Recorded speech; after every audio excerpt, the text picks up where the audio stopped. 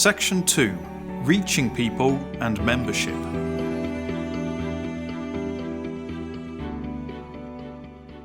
Getting the word out is key to recruiting members, but promotion requires continual time and effort from someone at the meeting centre. It can be through a variety of channels, but if materials aren't designed carefully, they can appear stereotyping or not inclusive. Networking and having a presence in the community can encourage word of mouth. We have the following recommendations. We suggest meeting centres have someone responsible for public engagement and recruitment. Consult with attendees to create clear, appealing and inclusive materials on what a meeting centre is, who it's for, and how it differs from other forms of dementia support. Distribute these materials widely, both in the community and to professionals in dementia care. Reach out to people and groups in the community wherever possible to promote the meeting centre, for example at community events. And do use social media and have a website if possible to reach more people. If you go to a meeting centre, talk about it with people you know and come into contact with to spread the word. Whether someone attends a meeting centre or not will depend upon whether they feel it's appropriate for them. There may also be barriers to access, such as cost or practical problems.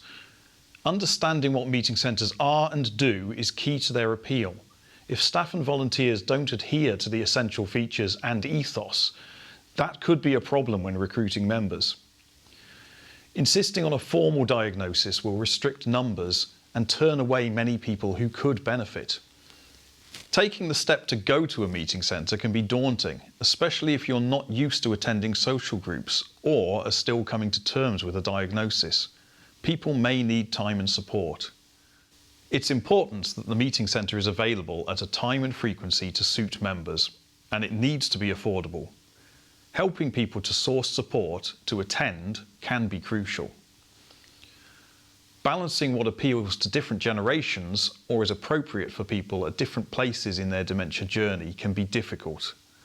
For example, if activities are mainly tailored towards older people or those at more advanced stages, this may put off younger people or those with milder symptoms. There is a danger meeting centres may put off people from diverse backgrounds without realising. For example, if members are all of one cultural group or socio-economic background, so extra care and effort may be needed to ensure it's welcoming and inclusive for all. We have the following recommendations.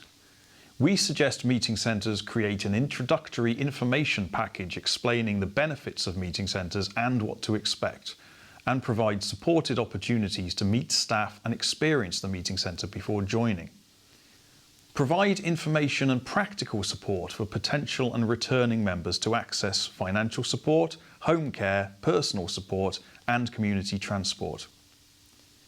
Where possible, make adaptations to accommodate a range of individual needs and secure additional resources and training if needed.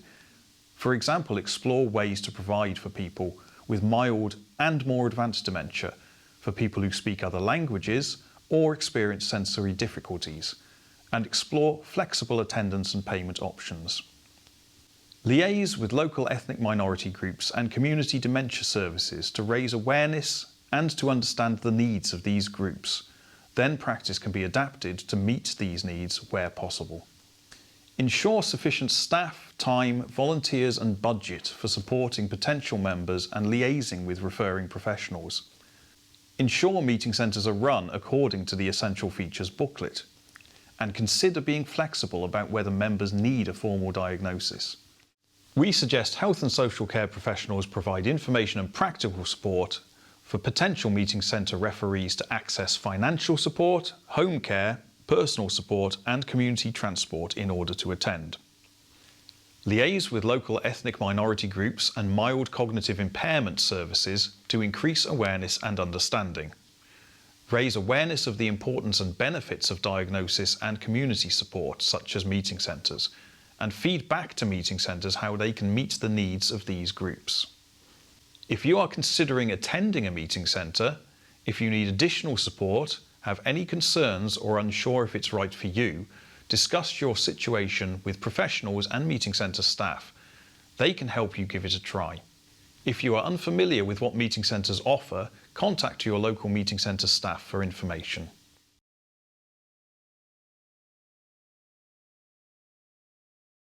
Social connection is at the heart of meeting centres. They can be places where people living with dementia can feel safe and understood. They can help people feel more relaxed, less anxious, and free of the stigma that they all too often experience in wider society. The social opportunities and friendships forged are often what members value most about meeting centres. We have the following recommendations. We suggest meeting centres ensure people's introduction to a meeting centre is warm, welcoming, inclusive and non-stigmatising, and emphasise the social aspects of meeting centres for wide appeal and support the friendships of those who attend.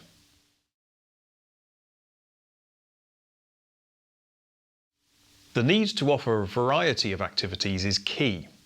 People could be put off attending if they feel there's too little choice with nothing that appeals to them, especially if they feel they might be forced to take part in something they're not interested in. Activities can be particularly off-putting if they stereotype older people or could feel restrictive, infantilising, disempowering or just not appropriate for an individual. We have the following recommendations. We suggest meeting centres ensure activities are varied and cover a range of interests, tastes, preferences and abilities on an ongoing basis. Staff numbers, time, volunteers and budget need to be sufficient to cover a range of tasks. These include consulting with members and family carers about what they want, activity planning, getting together resources or arranging with external partners to provide activities. Where possible, plan activities that can be run alongside each other so that there is choice, and plan so that members and carers can be actively involved in helping facilitate if they wish. If you go to a meeting centre, let people know what you're interested in and would like to do, and feel free to offer your help. The offer of food can be what convinces someone to attend a meeting centre. It can add structure to the day, encourage socialising, provide nutrition, and act as an opportunity for meaningful food-related activities with attendees. However, it does require significant staff or volunteer time and appropriate facilities. We have the following recommendation.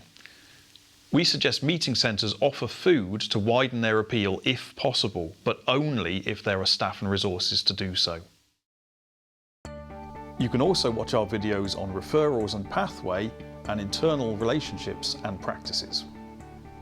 This independent research was funded by the National Institute for Health and Care Research, or NIHR, under its Research for Patient Benefit Research for Social Care programme.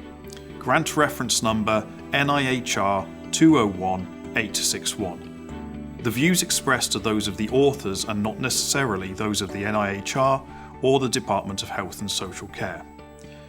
We would like to acknowledge and thank all meeting centre attendees, personnel and partners that participated in this study, as well as our research collaborators at the Three Nations Working Group on Dementia, Nuffield Department of Primary Healthcare Sciences at the University of Oxford, London School of Economics and Political Science and Worcestershire County Council.